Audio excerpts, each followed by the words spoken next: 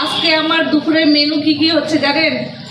এই যে মেথি শাক আর আলু দিয়ে ভাজা, কালো জিরে সম্বরা দিয়ে বেগুন ভাজা, এই যে করলা আলু ছোট মাছের চচ্চড়ি, আর এই যে কচ্ছপের মাংস।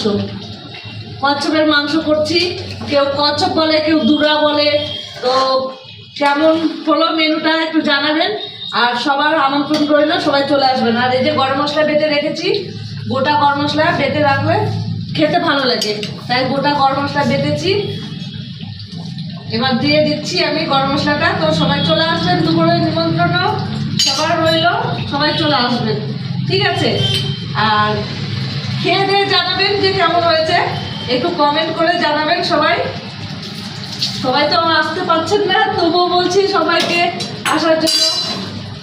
তো বন্ধুরা, কচ্ছপের মাংস অনেক বছর পর আনা হলো বাড়িতে। কচ্ছপের মাংস খাওয়াই হয় না, দুরার মাংস তো চলেই না, এখন পাওয়াই যায় না।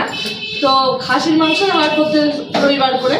তো আজকে কচ্ছপের মাংসটা কেমন হয়েছে একটু বলুন, একটু জানাবেন।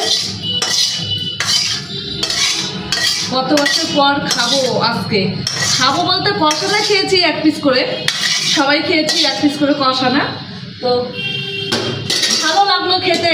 এখন আপনারা কেউ খান কিনা জানিয়ে দিন কচ্ছপের মাংস, দেখে নিন